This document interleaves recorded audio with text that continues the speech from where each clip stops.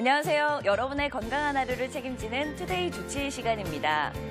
유난히 눈을 자주 깜빡이거나 반복해서 이상한 소리를 내는 아이들이 있습니다. 부모님들의 걱정이 많으실 텐데요. 오늘 이 시간 프라임 한의원 천영호 원장님 모시고 소아 틱장애의 치료에 대해 자세히 알아보겠습니다. 원장님 안녕하세요. 안녕하세요. 틱장애, 일단 병원을 찾게 되면 어떤 검사를 하고 또 어떻게 진단하게 되나요? 틱장애는 뇌 기능에 문제가 생긴 질환입니다. 뇌파검사, 주의력검사, 심리검사, 학습능력검사, 스트레스 검사 등 여러 가지 검사와 증상 관찰, 그리고 그런 증상을 일으킬 수 있는 다른 질환이 있는지를 확인하면 틱인지 아닌지 정확한 진단이 가능합니다. 가끔 MRI나 CT를 찍어봐야 하나고 고민하는 부모님들이 계신데요. 틱장애는 뇌에 기질적인 이상이 아니기 때문에 MRI나 CT 촬영은 필요하지 않습니다. 네, 아무래도 스트레스가 문제일 것 같은데 또 다른 특별한 원인이 있을까요? 네, 실제로 부모님들은 애가 틱을 하면 당장 학원이라도 끊어야 하나 고민을 많이 하시죠. 조기 교육이나 부모님의 잔소리, 혹은 선생님이 너무 무서워서 틱이 생기는 걸로 착각하는 분들이 계신데, 이런 스트레스는 기존에 있던 틱을 악화시킬 수는 있지만 이것 때문에 틱이 생긴 것은 아닙니다.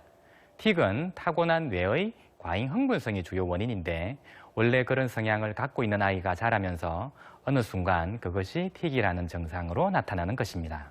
네, 그렇다면 혹시 틱도 유전이 되는 건가요?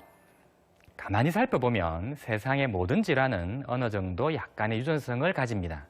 틱장애도 어느 정도 유전되는 경향이 있긴 한데, 제가 조사한 바에 따르면 그 비율은 10% 미만입니다. 부모가 설령 틱이 있다고 해서 자녀도 무조건 틱이 나타나는 건 아니라는 얘기인데요. 실제로 대부분의 틱을 앓는 아이들의 부모님은 틱을 가지고 있지 않습니다. 그런데 형제 간에는 틱이 같이 나타나는 경우가 자주 보입니다.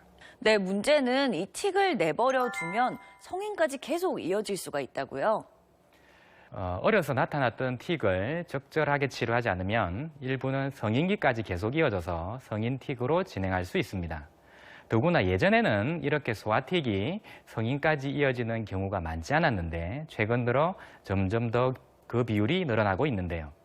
문제는 성인 틱은 치료도 쉽지 않고 직장 생활은 물론 결혼 생활에까지 지장을 주게 되므로 가급적 소화기에 빨리 치료하는 것이 중요합니다. 네, 그런데 틱장애라고 하면 일반적으로는 정신과의 영역으로 좀 알려져 있는데 한방에서도 치료가 가능합니까?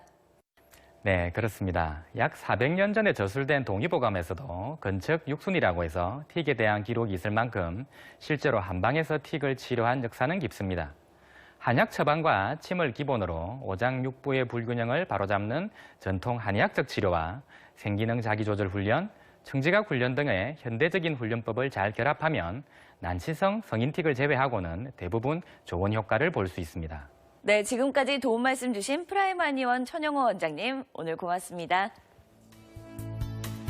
특정 행동을 반복하거나 소리를 내는 이런 틱 증상은 자신의 의지와 상관없이 나타납니다. 지적하고 야단칠 문제가 아니라 치료가 필요한 질환이라는 것 꼭 기억하셔야겠습니다. 지금까지 투데이 주치의였습니다.